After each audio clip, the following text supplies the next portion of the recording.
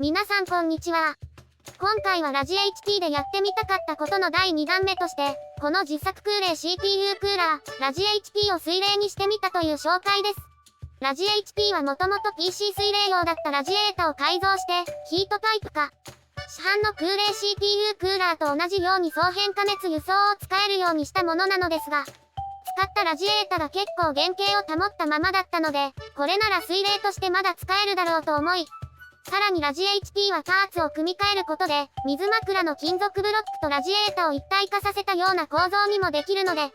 一見普通の本格水冷よりも熱輸送のルートが簡略化、シンプルになったようなこの構造で水冷を試したらどうなるんだろう。そんなことを思ったので今回、ラジ HP の構造を使って水冷を試してみました。もともとは水冷用だったラジエータを空冷用にして、そこからまた水冷に転用するという不思議な変遷になりました。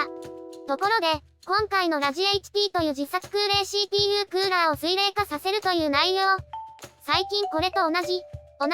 それとも近しい、まあ似たような内容の動画をご視聴された方がいらっしゃるかもしれません。ぶっちゃけ、ネタが被っちゃいました。被ってしまったものの、先駆者様とはここまでの経緯、実施する動機は違いそうなので、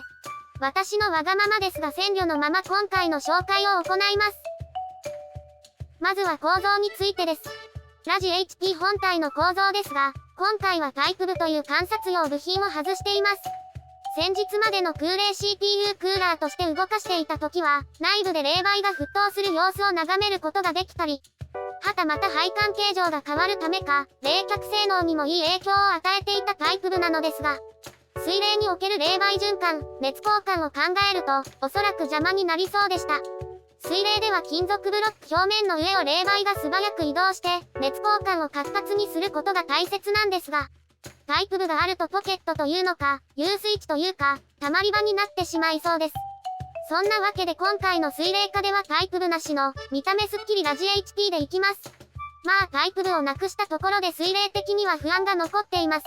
流路が広すぎる気がしました。改造時にラジエータの位置合わせだとか、リング設置用だとかでアタッチメントパーツをいろいろつけてしまったので、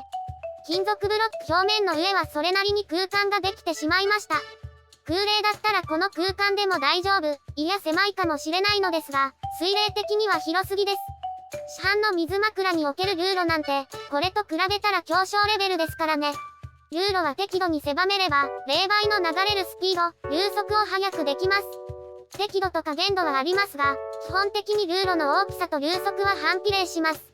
適切に流路を狭くすれば流速を稼げて、流速が大きければ冷媒に対する熱交換、熱伝達が良くなるといった感じです。ですがこのラジ HP 構造では流路が広そうだったので、水冷としてうまく熱交換できるかが心配でした。もう一点不安点を挙げると、耐圧性です。ラジ HP 構造はもともと空冷として使えるようにヒートタイプか、低圧配管にできるように設計や製作を行ったので、内部に引っ込もうとするような、正確には大気圧が押しつぶすような力に耐えられるようになっています。ですが今回は水冷化させるためにポンプで冷媒を循環させるので、一部ではポンプによる加圧の影響を受けます。違和感がある表現ですが極端に言えば高圧配管なので、見当外の圧力に耐えないといけません。低圧配管であればコーキング剤などでシーリングして、あとは部品同士がお互いを押し合い、支持し合うような形になりましたが、高圧配管だとコーキング剤単体で部品を接着固定させなきゃいけなかったり、多くはないボルトや対して厚くない樹脂板で、圧力や圧力による部品の変形を抑えないといけません。どこかがダメで隙間ができればそこから水漏れが起きて、水漏れが PC の近くで起きたら浸水、最悪故障します。低圧だと隙間ができても、内部に空気が入るという段階から始まるので、即水漏れとならない分安心できたところがありました。個人的には自作要素を含んだ水冷って、ヒートタイプ製作よりも水漏れしそうで怖い、なんて思っています。まあたかが PC 水冷程度の水圧ですから過剰な心配なんでしょうけど、そんな不安がありました。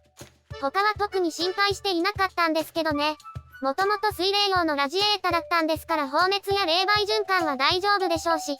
なんなら配管用のネジ穴までついています。ここにポンプなり水冷パーツをつけちゃえば、簡単に、そして水漏れの心配はそこまでせずとも普段通りに配管できます。さすが水冷用って感じです。こんなラジ HP をまず CPU 上に設置します。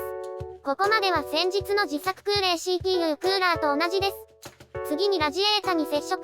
結合するアルミフレームをつけまして、PC ごとラジエータを横倒しにします。これでマザーボードなど PC パーツと水冷化するラジ HP を水平に配置できました。水平配置によって万が一ラジ HP から水漏れが生じても PC パーツに直接、または大量に水がかからないようにしました。気持ちばかりの水漏れ対策です。横倒しにしたラジエータの先端、配管穴には PC 水冷用のポンプを接続します。配管的には単なるネジ締めなんですが、このポンプは結構重いのでさらにアルミフレームを使って支えました。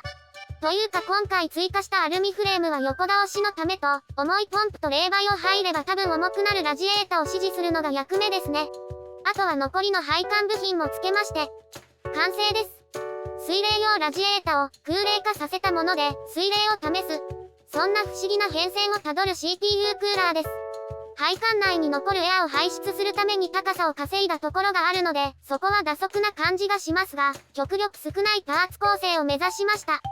本格水冷と比べたらだいぶこじんまりとまとまった気がします。配管内に冷媒を注入します。今回は一応普通の水冷になるので、見栄えを気にして青色に着色した水を使いました。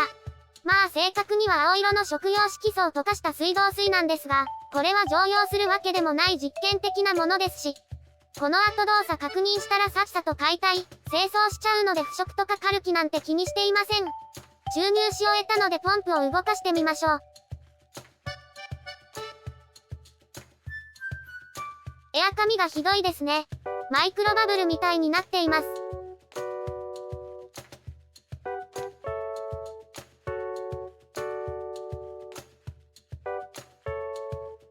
一応 PC 全体を前後左右に傾けて、配管内に残っている、というか引っかかっている、そんな空気を排出しようとしましたが、なかなか消えなかったので諦めました。このまま使います。水冷的には最悪な見た目なんですが、のんきにも冷媒の色が変わるって綺麗、なんて思ったり。エアが残らないようにするには配管の形状やパーツの配置を工夫すればいいですし、もしくは、配管に冷媒を入れる前に真空引きして空気を排出、そこに煮沸脱気した冷媒を満タンになるまで注入。なんてことをすればエア自体できないかも。まあ後者は試したことがないのでどうなるかわかりませんが、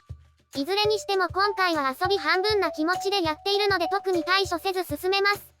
というか気泡のおかげで冷媒の流動が見やすいというちょっとした発見と、濁りがきつくなると案の定わからなくなるという動作を見れました。水冷楽しい。そんなこんなで水冷配管も出来上がりました。ここからは PC を使って動作確認していきましょう。電源スイッチをポチッと押して、ポンプが起動、冷媒が循環し始めて配管に組み込んだインジケータが回り出します。そして冷媒がエア紙の影響で濁っていきます。見る分には面白いですが水冷的には残念な状況。なんてことを思いつつ見ていましたが、PC と OS は普通に起動できました。OS 起動後しばらくして、アイドル状態での CPU 温度を見てみると28度 C ほど。案外冷えていますね。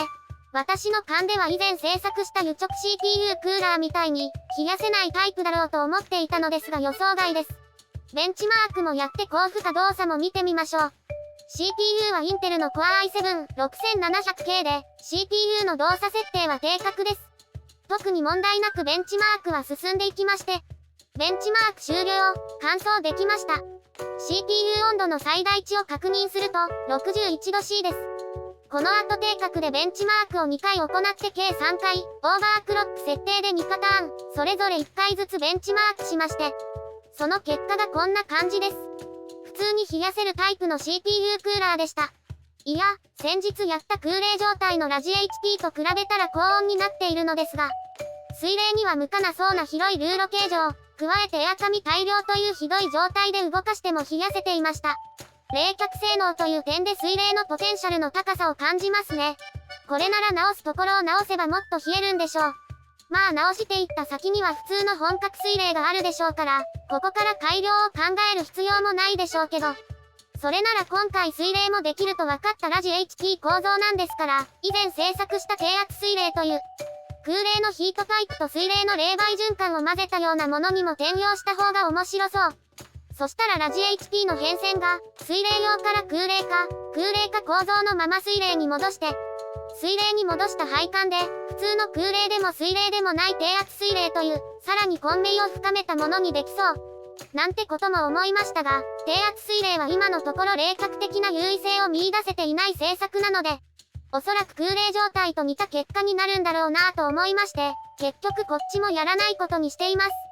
今回のところは、お遊びのつもりで自作空冷 CPU クーラーを水冷化してみたら、水冷が優秀だったからか意外に冷やせた。これが分かったところで終えようと思います。それとも、遊び半分でも勉強になることはあると分かった制作？どっちなんでしょうね。今回の紹介は以上です。次回はラジ HP でやってみたかったこと、最後の第3弾目として、カスタム空冷と称した製作について紹介する予定です。本格水冷の別名だったかでカスタム水冷がありますが、その空冷版について、私なりに考えたカスタム空冷を名乗るならこんな構造にしたいというものを実際に作って、その動作を見ていこうと思います。あとカスタム空冷という名称は、実はラジ HP と呼んでいるこの制作の名前を決める際に悩んだものなので、そのあたりの話も交えながら紹介するつもりです。次回も思いつきで試すような、ざっくりとした制作になりそうですがまたご視聴いただけると幸いです。ではここまでのご視聴ありがとうございました。さようなら。